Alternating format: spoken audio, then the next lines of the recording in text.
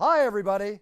I've had an absolute blast recording your championship intros on audio and also on video. And for those of you that didn't know, the videos can be done special exactly the way you like them, because these are green screens and we can do them with a scene behind me. Do you want a fighting scene? Do you want a beach scene? Do you want a race car scene? Any scene you want, we can give it to you. It's your theme and my pleasure. Just write our offices and we will answer you with the exact fee involved and how it'll get done. So here we are, and now it's time, and it's your choice. Cheers! From the shores of Malibu where the waves are pumping, to the Great Wall of China, and back to the streets of Las Vegas where the UFC is coming. We are live. This is It's Time Radio, the show where we talk about what you think about but maybe you're afraid to voice. Do not worry, we'll talk about it for you. It's sex, drugs, rock and roll, UFC, NFL, movies, TV, politics, you name it, we'll talk about it.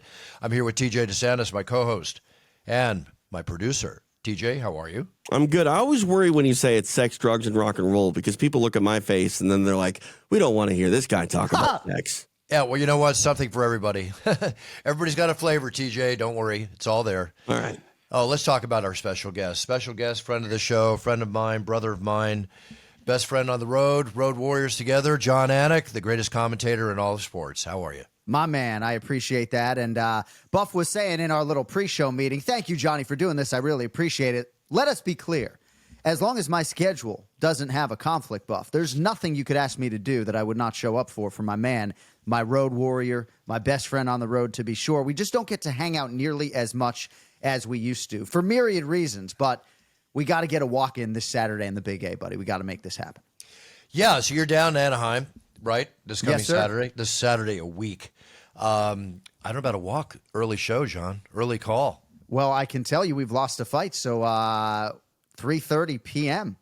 is the first fight. So for a West Coast show, that's okay. So I think we could hit the pavement at noon. All right, we'll do it. Are you staying at the hotel or are you staying at the Ritz? I am not staying at the Ritz. I am not going to reveal where I'm staying. No, I'm staying at the ESPN hotel. I guess we could talk about it on It's Time Radio.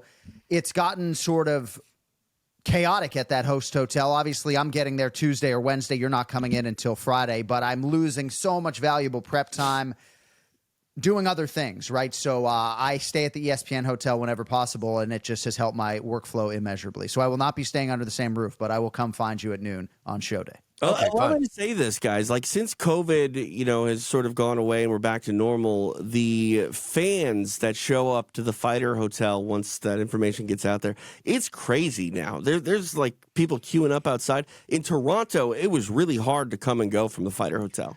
Well, Toronto especially. I mean, the fans in Toronto, in Canada as a whole, they're very rabid, and they seem to find out where we're at. And, all the autograph seekers are out there, everything. Some cities it's a little more prevalent than others. I would think in Anaheim, remembering in past shows, but it'll probably be pretty prevalent there, too. There's a huge fan base, obviously, here in California. All right. What do you guys do when the guy comes with 25 8x10s and wants you to sign all of them? Well, first off, I'm not going to sign 25 because then obviously it's eBay, and more eBay. But right. Anything less than 6 is cool. 6. Well, I am sort of a little bit younger in my time with the fans, right? So I found out a few weeks ago that a lot of these athletes, before they'll sign an entire poster board of cards, will say, who am I making this out to? And if they just want a generic signature, they won't even sign the card. So shout out to the UFC fighters who have adopted that approach. But I'm kind of an easy target, man. You see me and you shove a bunch of cards in my face. Even if you're going to sell them, I probably sign them. But yeah, TJ, to your point, ever since COVID, obviously the fans have been there and we love engaging with the fans. And what I find when you're in a place like Australia, they don't even necessarily want your picture. They just want to tell you they appreciate your work and shake your hand. But what I have found in the United States is they want to profit off of your signature. And so it ends up just being, 20 Jon Anik cards to sign when you're trying to go to a television obligation. So I will say that I have had autographs from both of you gentlemen, but they've always been on checks. So, there you go. I might need to actually get an autograph from both of you for my personal collection. Come on. There you go. It's in the mail. Just ask for it. Johnny, one more sleep. Big announcement. You're going to be selling shirts now away other than Millions. You've got your own thing going. Tell us about that. Yeah, and I got to shout out everybody at your company, Millions. Scott Whitaker has become a dear friend of mine, but we hired a designer, and we are relaunching a flagship One More Sleep design at jonanik.com in the next few days. And we will have also designs for Brazil, Australia, Canada, the UK, the United States of America as well. Those colors don't bleed. But, yeah, I mean, Millions obviously got us jumping with the One More Sleep merchandise, but we've been able to authenticate with this design, so it's actually my real signature on the shirts and in the back of the collar, so you'll know you actually have the real thing, because there are a lot of people making these One More Sleep knockoffs, and we want you to have the real article. So John, that's what we've been working on with my twin brother over the last 48, 72 hours. What about the Valentine's Day One More Sleep? Oh, with some hearts or something, huh? That's not Yeah. Oh, that's actually a great idea. The One More Sleep brand has so many possibilities. I went to the eye doctor yesterday, and she's like, "Oh, I love your shirt." And it's just so open to interpretation. A lot of people think it applies to children. So, yeah, we got to write a children's book or something. But, yeah, Valentine's Day is not a bad idea at all. I was just going to give you a compliment, John, because what you've done branding with, not only just One More Sleep, but like the Anik and Florian podcast and the Ray Longo shirts and all of that stuff.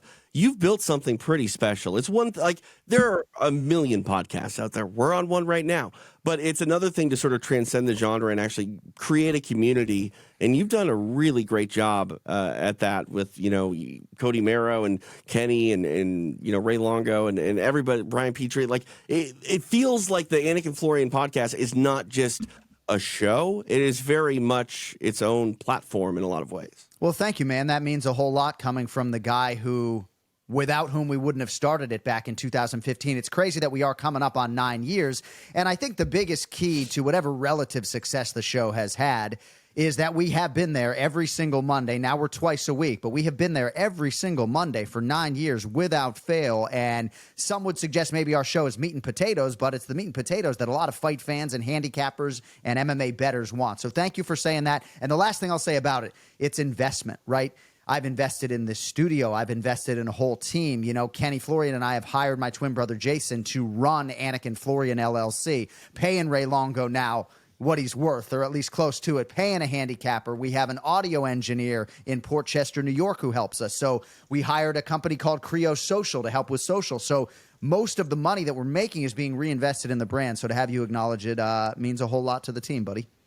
You know what, John? I got to commend you because you're doing a lot with that podcast. You're running it the proper way. It's become a full-fledged on business for you, and everything you just said. It's a lot to keep track of, So kudos to you, my man. Kudos to your brother Jason too, for sure. TJ, take some notes. We got to learn from Jon Anik. Well, the biggest issue we had was a lack of bandwidth, right? We had all these desires, but we didn't have the people and the infrastructure to do it. So convincing Kenny Florian to, spend a little bit of money. And it's tough, too, for my twin brother, right? Like, he wants to invest in the business, too, but it has become a huge endeavor for him almost on a daily basis when it comes to the merchandise and everything else. But, yeah, we're off and running, and the content will always be free. It'll never be behind a paywall. That I can assure you. And that's the thing I think that is really important. You mentioned the bandwidth. Like, everyone thinks that starting a podcast and promoting it and recording and all that stuff is simple. You just hit record and go. But it's the promotion part of it that I think is the most draining and most taxing. And that's where you really need a team. Anybody can sit down and do what we're doing right now, but to actually get it to the masses and find the parts that will actually draw a crowd and create, appointment listeners and viewers, that's where the real hard work, comes into play. Granted, especially on YouTube. John, congratulations on all that. What can I say? I just love watching people succeed, and you're doing it. Well, thank you, buddy. I've learned a lot about business from you. So, well, gee, thank you so much. Appreciate it. we just facts here. I learned a lot of business from me. You're putting into effect in your podcast. TJ and I need to learn a lot from you. Well, I'm just saying, though, sometimes TJ probably thinks I'm buttering him up, but he was a huge impetus for our show getting off the ground in April of 2015. So, I don't think anybody has produced more MMA podcast content than me. Right. I would agree with that. I'm up around like 7,000 episodes. Wow. Crazy. That's a lot. That's a lot. One thing I'm noticing is my headphones are like gargantuan compared to you guys. I need some nice trim lines. Well, we'll work on it. We need to get you like an IFB, Send me the link. Send me what to do. Okay, let's talk. Listen. What's the big thing happening this weekend? The big thing happening this weekend is the NFL Super Bowl. Super Bowl 58 is coming to Las Vegas, first time at Allegiant Stadium. I had the pleasure of being part of the first Super Bowl opening night ever in history, if I'm not mistaken. Quite an honor for me to do that. I had an absolute blast. It was 100 times bigger than I thought it was going to be. Yeah. And the way it turned out, I had no idea it was going to be that kind of an extravaganza. I knew it would be big.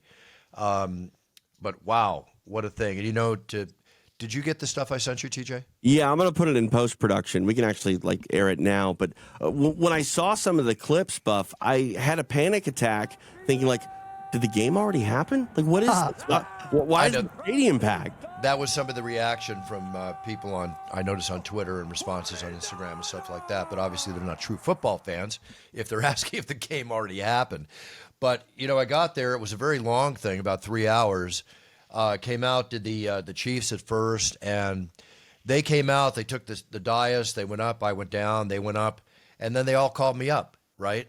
And I went up there, and Mahomes wanted to meet me, and Kelsey wanted to meet me. Really down to earth, really everybody, just so nice, so cool. And I can't say enough about the Chiefs. We'll talk about our picks here in a second. About 2 hours later, hour and a half later, introduced the San Francisco 49ers. Again, bunch of great guys. Everybody asked me who I thought was going to win. Kind of a hard answer for me to answer. My standard answer: may the best team win. It's easy. Joe Montana's old team is going to win. Yeah, Joe Montana's old team is going to win. I got to tell you one thing though, Purdy.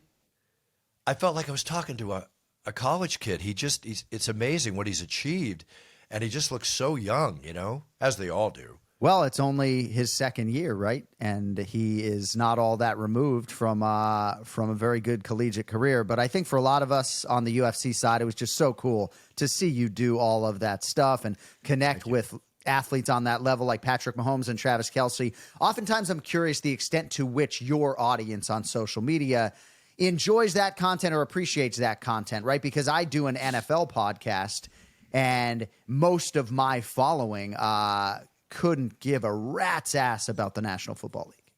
Really? No, I have a strong following, I guess, in the NFL because I got a lot of responses. Good. I feel like the hardcore MMA fan isn't necessarily a sports fan all of the time. No. Facts. Well, look at it this way.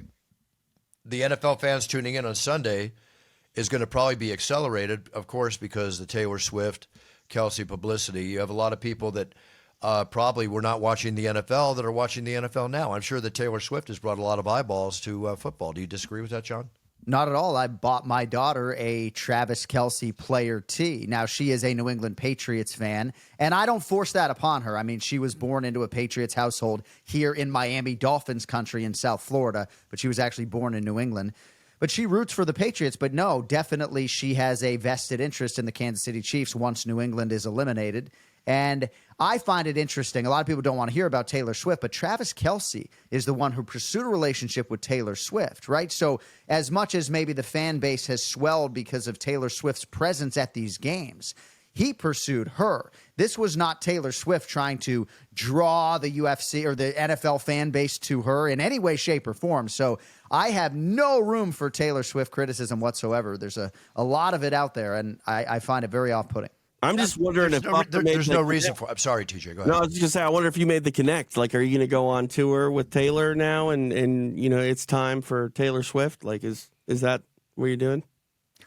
Me? Yeah, I mean you're hanging out with Travis Kelce. I figure you're gonna. I mean you're a businessman. You're a consummate professional, Buff. I know. Yeah, dude. Next gig. Business always crosses my mind, but I was such a kid in a candy store during this moment. I was having such a great time being part of such a great event. No business was crossing my mind at all. I was humbled.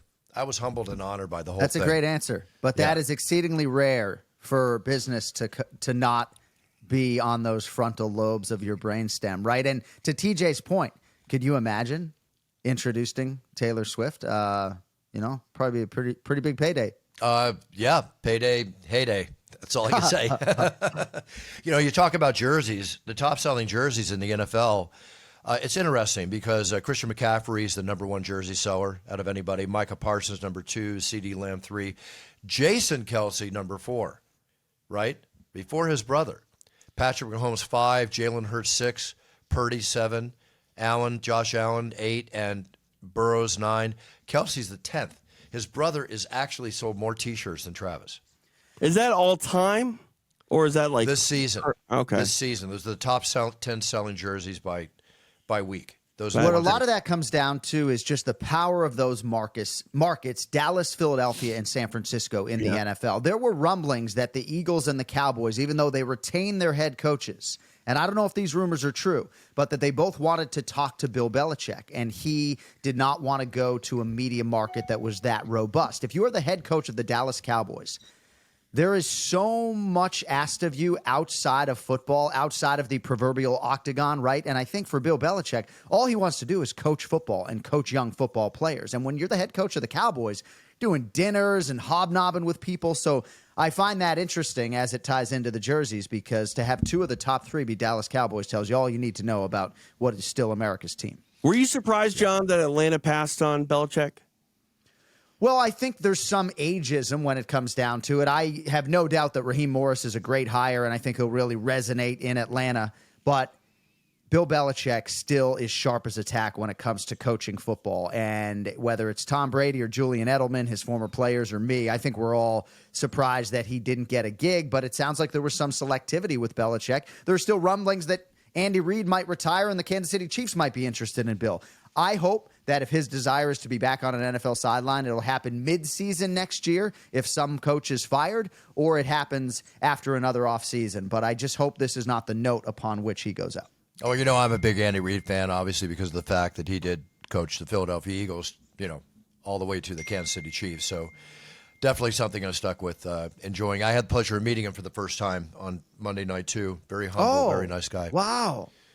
We used to call him Fat Genius in college. I don't think But Andy Reid is one of my favorite people in the NFL. A lot of personal adversity. If you don't know, he did bury a child. And I think you do wonder how much he really has left. Not that he isn't as elite as Belichick is right now, but some of these guys, I just wonder, like, when is enough enough? And when do you just want to retire and enjoy the fruits of your labor? I think it'd be crazy to walk away from maybe the best player to ever play the position, the quarterback, Patrick Mahomes, right? At least try to get a couple more chips. But like in sports broadcasting, Buffer, and I'm not talking about you, I'm talking about play-by-play guys, and TJ can speak to this. Right. These guys stick around for fucking ever. Yeah. Like, I'm not going to be that guy. I'm going to let the young guy come in. Like, if I'm on a UFC microphone after my 60th birthday, I would be absolutely stunned. Like, it's not going to happen. Well, if they're paying you No. 10 plus million a year, why not? No.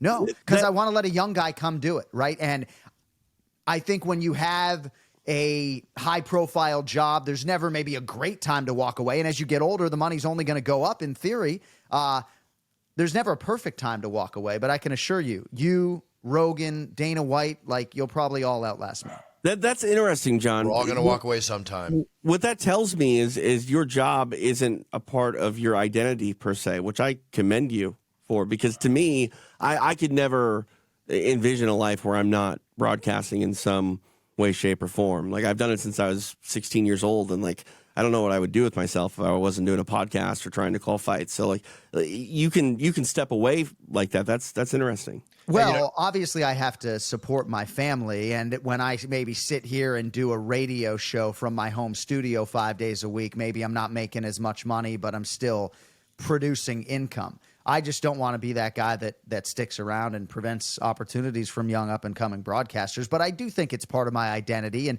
I've given a lot of my, as we all have, not just our devoting our professional lives to this endeavor, but our personal lives as well. And I have said, when my eldest, who is almost in high school a couple years, when she is in 9th grade, I would like to not be gone 100 nights a year. So maybe there's a more selfless decision in my future, maybe not. But that's at least my mentality right now. Well, I'm just going to enjoy every single day I have on the road with you, John, every single day I have with you in person, and just appreciate the fact that we're friends and we're living life together. So let's just go for it. It's all day by day. Let's be the best we can. Even on the times you and I go and land in a city, whether it's on the other side of the world or here in Las Vegas or LA or whatever, and we're like, But the moment that show starts, we're like, yeah, let's get it done, because we do love what we do. Oh, there's nothing like it. There is nothing like that adrenaline of doing a live UFC telecast. And I feel like when Buffer is 95 and maybe can't do this job, they're just going to AI or whatever they're going to do to yeah. get your voice in there. But The hologram has got to be in the works. yeah, I mean, it's time. I feel pretty convicted in saying when you retire, they will still figure out a way to make that a part of a UFC broadcast if you'll allow them, because gosh, man, irreplaceable is a terrible word, especially in broadcast circles. But if it applies to anybody, it's you. Think about Thank you. this. Appreciate it. I did boxing 2 weeks ago, and the ring announcer was the guy that goes around doing the Bruce Buffer Oh, impersonation. good for him. He got a job. Yeah, but I mean, like, your brand is so powerful that literally you have the equivalent of Elvis impersonators doing your thing.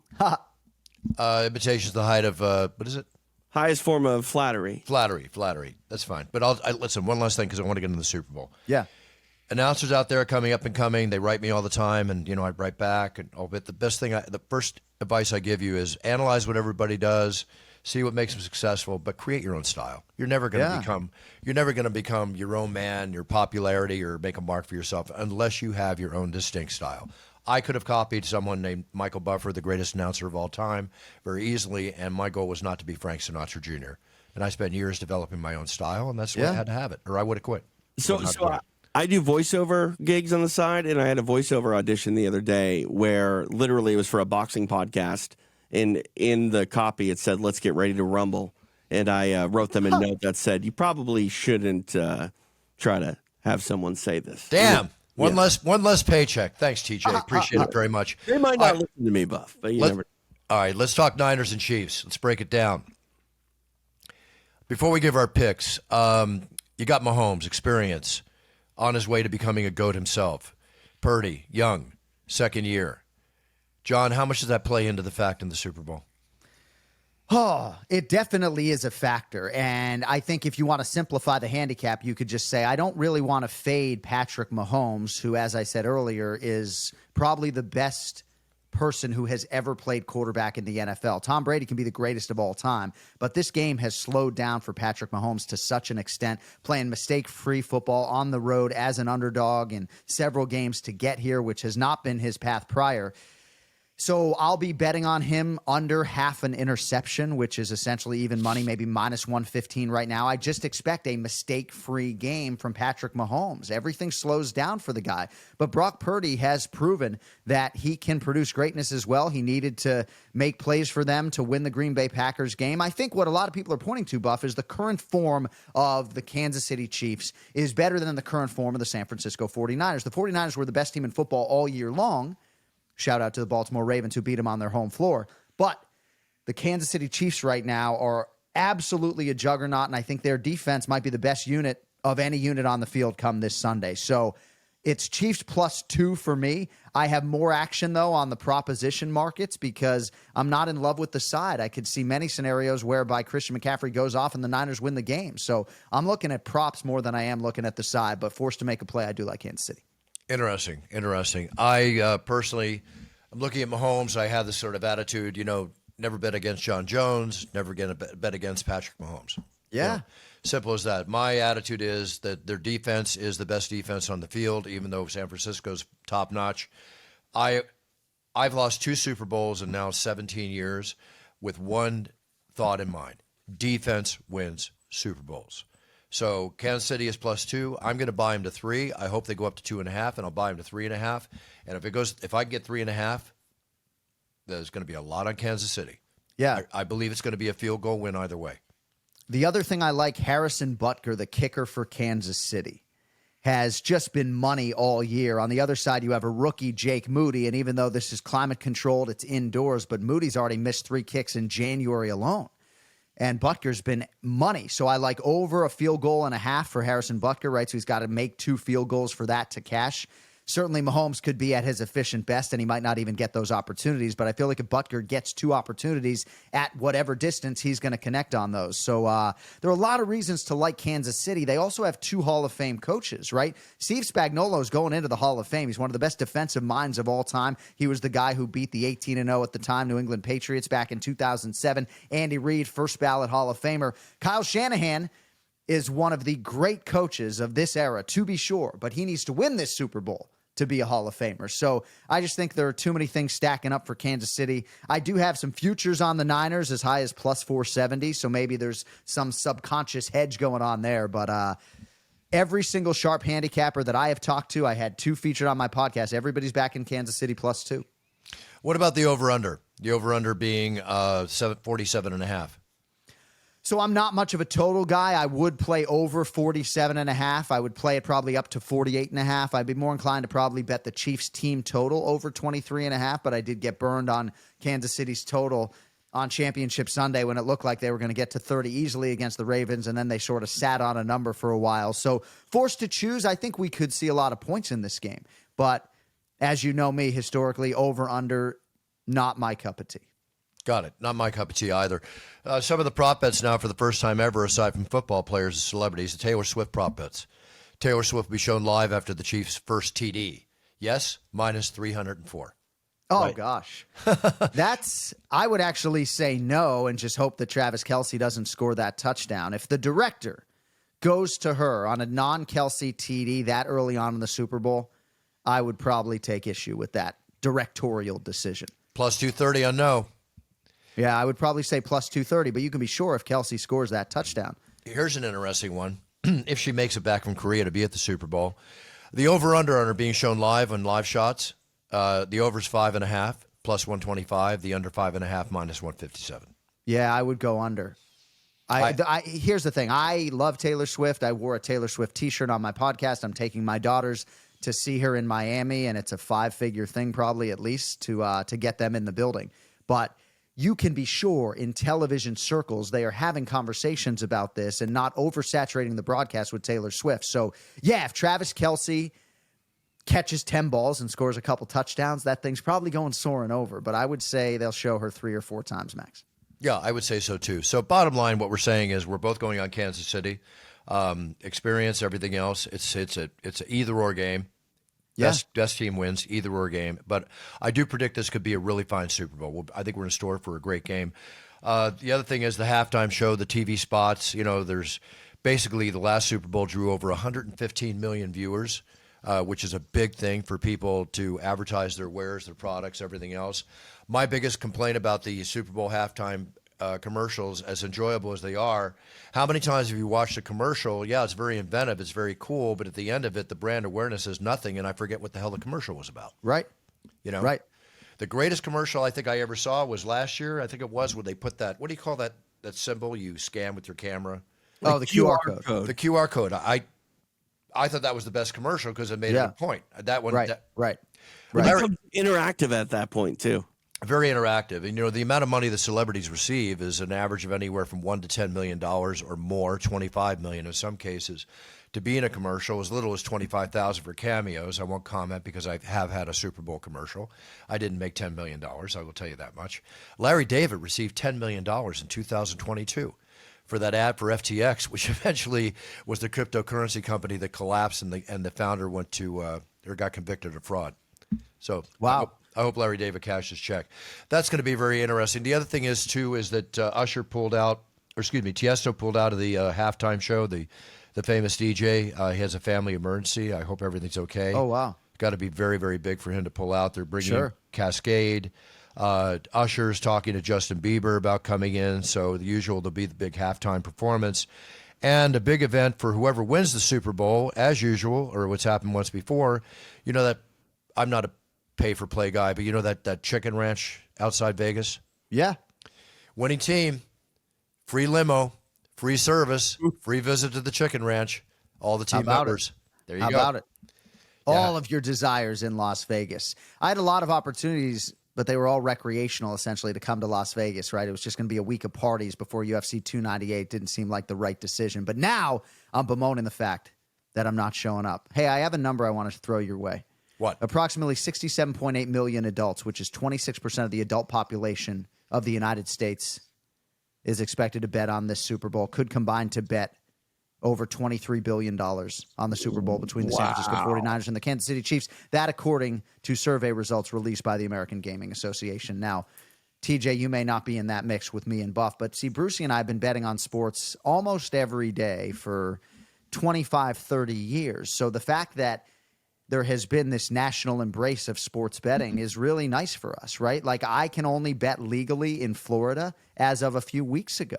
So it's very exciting. I was using a bookie. I just want to say I think you're one that should also take credit for that because you were the first person to really actively talk about odds with the UFC and how it pertained to fights. And it's because I don't know martial arts, TJ, right? So we just lean into whatever lane we're strongest in. But I was talking to your brother Jason about this, and it's true. Like the line and the progression of the line and how it changes over the course from the time the line is announced to what it closes at really tells a story and a narrative that I think is very valuable to the fight. And I think that, carries over to all, stick and ball sports as well. And I think it's neat because, it used to be this little dirty thing that, no one really talked about the line, but you can glean a lot from what you're going to expect from a game or a fight or anything when you can follow that line movement. Yeah, forever we couldn't smoke cannabis or bet on sports. But Brucey, to TJ's point, like Joe Pyfer fighting Jack Hermanson in the main event this weekend. Every time I go on to DraftKings Sportsbook, the price on Joe Pyfer gets steeper. It was minus 198 when I sent the odds out to my team, and every time I go in there, that is an important lens into that fight for people to not be dismissive of. Yeah, but when the line's changing, that's because of the way the betting action's going. Right. The original line is created by the maker, but it's where the betting action's going. Exactly. Yeah. But that's telling, right? I mean, I think it's very telling that the unranked Joe Pyfer is commanding all of this action days before the main event. I think it's informative. Exactly. I will not be announcing in the Octagon this weekend. You will not be commentating either. I was in Vegas. I got home last night. I was supposed to play a celebrity poker tournament, but John, 5 days, 6 nights in Vegas, I was done. I bet. It's too much. It really is. 3 nights usually is the maximum for people in that city. Yeah, I went to a Hall of Fame event the night before I left. Hung out with Marcus Allen and Sean Merriman and some other guys. It was pretty cool. Pretty cool. Lots of stuff. So my biggest bet on the Super Bowl. Go. This is not available everywhere. I'm trying to find a price on this in Vegas. Is Christian McCaffrey to score a first half touchdown at plus 135. For Christian McCaffrey to score an anytime touchdown in the game, anywhere from minus 245 to minus 300. But betting him to score a touchdown in the first half, you can get at plus money. So that is my biggest wager that I have on paper, at least right now, if you care.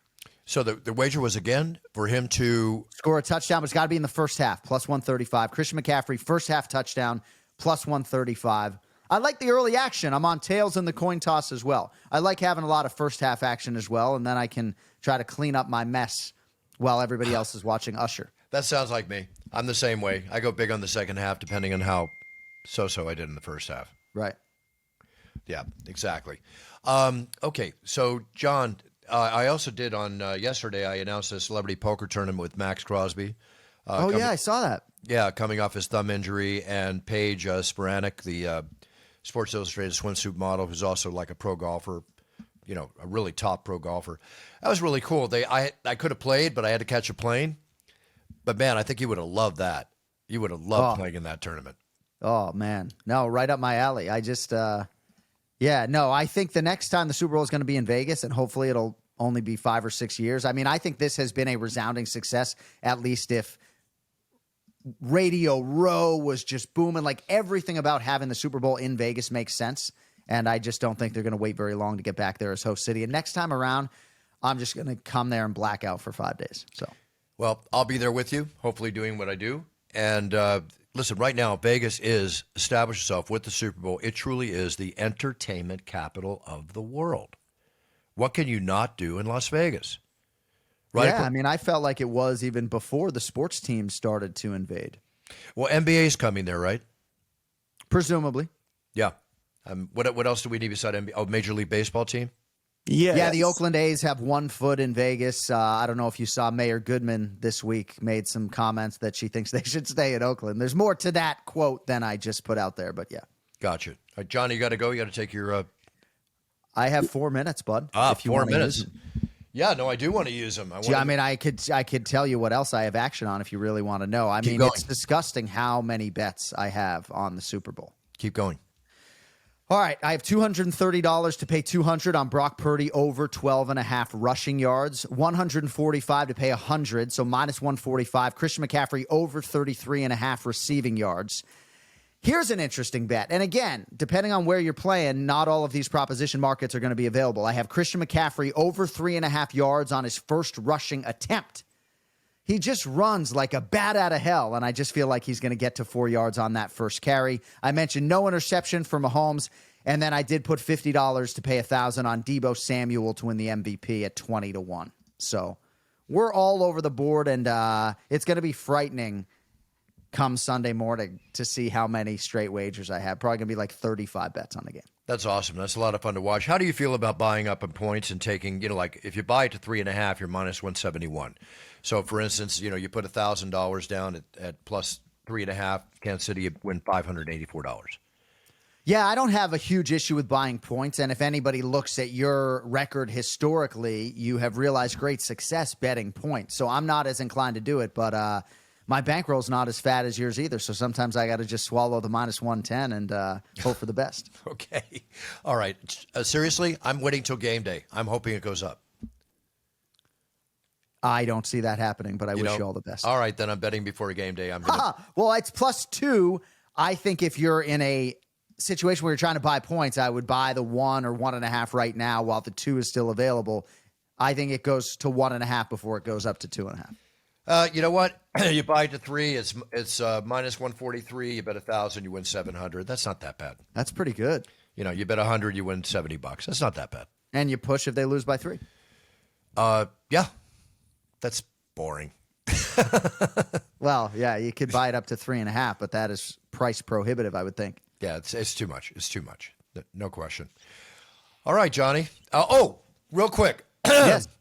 Let's talk the Jim Miller F-bomb. Oh, we have to talk about this. We have to My talk kids about can this. wait. Okay, we have to talk about this. Now, Jim has made his request. I want, with you on the show, I want to make sure everybody out there understands I am not the one that okays the nickname, okay? The UFC has to authorize the nickname. Am I correct in that, John?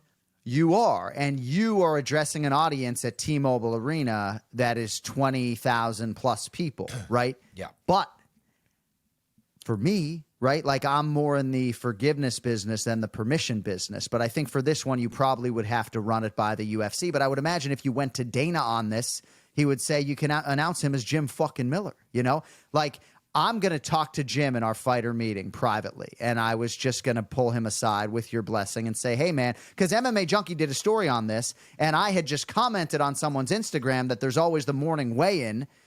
So I am off camera during the morning weigh-in, right? This is not the ceremonial weigh-in that'll be emceed by Joe Rogan later in the day. So when Jim Miller weighs in at 155 pounds on Friday morning, I'm going to be at the UFC Apex buff off camera. That seems like a great time for me to say 155, the official weight for Jim fucking Miller, right? But that is not what he wants. He wants the veteran voice of the Octagon, Bruce Buffer, to scream it to the masses. So I would not ask for permission to do what I'm planning on doing on Friday morning.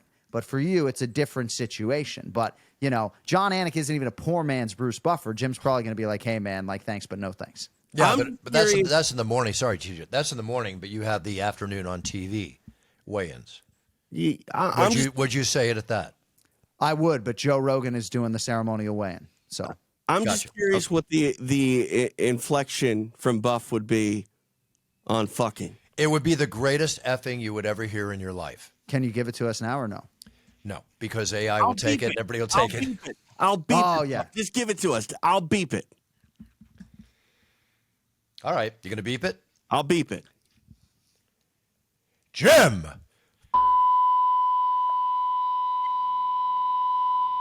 Miller! This has to happen. It has to happen. And I will say, so at UFC 291, I said baddest motherfucker about Justin Gaethje at the end of the pay-per-view broadcast. And a week went by, and I did get a call from one of my bosses, Zach Candido, who said, hey, man, we made it the whole night without saying motherfucker, and then you dropped it at the end of the night. And I asked for forgiveness, and I was afforded as much.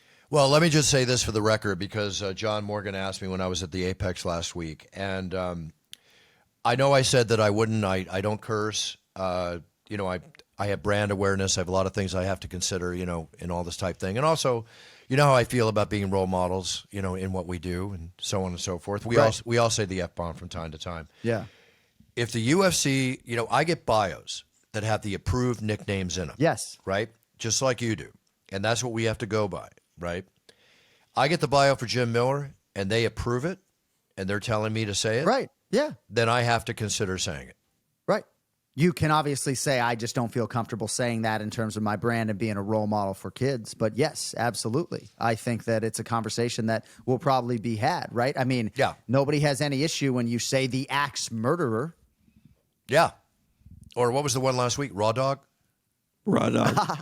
Which until our podcast last week, for some reason, and all my experience in life and everything else, I didn't know the actual meaning of Raw Dog. I got to tell Bruce Buffer what going Raw Dog meant, John. There you go. Yeah, big moment in TJ's life. But anyway, like I'm saying, is that it comes through and it's been approved, and I will make my decision at that time. Well, we can't wait to see how it all plays out, but I nominate you to do that and get me off the hook Friday morning. All right. Well, I have so much respect for Jim Miller, and I appreciate him so much as a fighter and as a friend after all these years. That my job, let me just say this, my job is to serve the fighters, and we will leave it at that.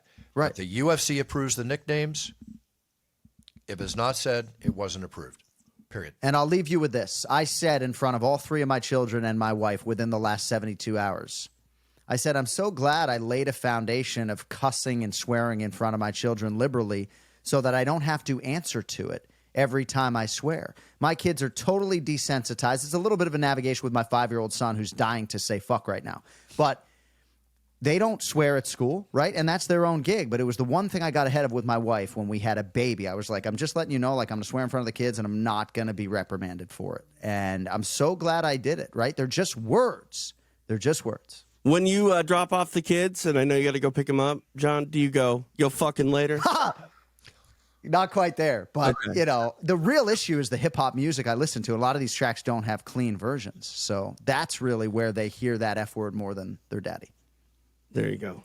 I don't think anybody hears it more than your kids, because I certainly don't hear it more than when I'm with you. It's one of your favorite words. It is. Well, the Massachusetts guys, we got foul mouths. You know? I know. Well, you know me. What have I always said? When I say the F-bomb, I really mean it. It means something. It means something. Well, and it is a verbal crutch for me. I've tried to swear a little bit less on my podcast.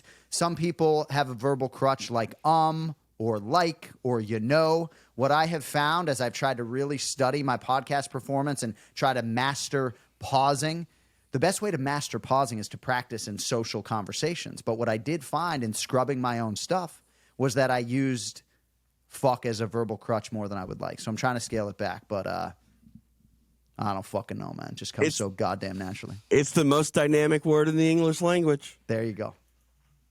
There you go. And there Boys, John goes. I got to fly. Yeah, you got to fly. Oh, Thank you for having me. Thank you for having me. Very I nice. love John, you, boys. I love you too, Johnny. I do plan on being down in Anaheim, you know, because I could easily drive there, but I hate driving an hour plus to a show. So, All right, buddy. Well, I'll see you there. And the answer is always yes, guys. I appreciate you having me on. all right, you got it, Johnny. All right, love you. Much love to the fam. Say hi to everybody. Say hi to Chrissy, the whole nine Thank you. yards. Likewise, buddy. Okay. Love you, brother. Take care. See you guys. Bye. John fucking Anik. John effing Anik. John effing Anik. You know, always love that guy. That was good, Buff. You know, I hate to say it. I didn't really care if you were going to do Jim effing Miller, but now that I've got a little sample, a little taste, a little peek behind the curtain and what it would be, I'm all in on this. I can't blame you. So we will see. Time will tell. But that's the thing. It would have to be a one-time thing, never to be done again. Sorry for any other athlete that would want it. I mean, it's UFC 300. Again, you've talked about it. I don't know if the UFC would actually even approve it, but if it were to happen, it would be something special and something that should never happen ever again. Oh, well, we'll leave it at that. You know, but once they approve it, then what's next? Yeah, but I mean, okay, so you might do something at UFC 400 then. Okay. No. I mean, what's next? I mean, the type of requests that are going to come in, and you know, with all respect to the fighters, and you just say no. It's the same thing with the Buffer. It's not me saying no. Let's get that. No, it's the UFC. I understand that, yeah. but they would say no. I mean, I understand that if you open the door for something like this, more athletes may request something like this. But the answer would be it was Jim Miller. It was UFC 300, and I'm sorry. You don't get to have whatever request you have. Again, everything remains to be seen. Nothing more exciting than the impending event. We'll leave it at that. With that being said, TJ, I think it's time for us to go too. Lots going on here. Super Bowl weekend, things to do, people to see, babies to kiss, handshakes to be made. There you go. Follow me on Twitter or X at TJ DeSantis. You can also get at me on Instagram, and I'll be on the ground in Anaheim for the big UFC 298 show, doing extra rounds with John's brother, Jon Anik. We're going to be at the UFC Fan Experience. So please, if you are in Orange County and are coming out to the festivities, stop by and say hello. Do it. Enjoy it. Congratulations, TJ, on your success, too, and all that you got going on. All right, everybody. Busy week for me in Vegas. Always good to be home after being in Vegas, as much as I enjoy Las Vegas, but I will enjoy this weekend watching the Super Bowl. All of you, happy Valentine's Day coming up next Wednesday. Hope you have a wonderful day together with your significant other and your important people in your life. Love for everybody. And then we will be back next week with another show this time right before the big UFC 298 in Anaheim, California. We'll discuss it. We'll break down the show. Lots to talk about with everything happening on that show. Thanks again to our sponsors. Puncher's Chance Bourbon. There we are. It's Time Cologne. There we are. MedicalEverything.com. There it is. Take your choice, everybody. Drink well, smell well, and take care of yourself. Stay healthy. All right, set your goals, write them down, so when you step on that yellow brick road to the future of your life, you be the best you can be, you perform at the best you can be, because if you do, then you're winning. That's what we're all about in It's Time Radio, is winning. All my best, all my love to everybody watching the show. Thank you for tuning in as you do. You're loyal, and we appreciate it. And we'll be back next week. There we go.